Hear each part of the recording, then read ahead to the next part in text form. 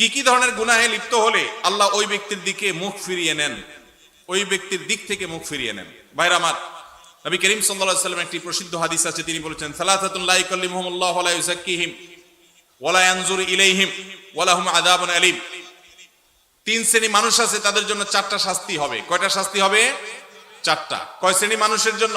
তিন শ্রেণী মানুষের জন্য। নাম্বার 1, শাইখুন জানিন, যে ব্যক্তি বয়স্ক হয়েও ব্যভিচারে লিপ্ত হয়েছে, এই ব্যক্তির সাথে আল্লাহ কিয়ামতের দিন কথা বলবেন না, আল্লাহ তাকে পবিত্র করবেন না, তার দিকে চেয়ে তাকাবেন না এবং তাকে কঠোর শাস্তি দিবেন যে সে প্রাপ্তবয়স্ক, বিবাহিত, বৃদ্ধ, এরপরও সে জেনায় কেন লিপ্ত হলো।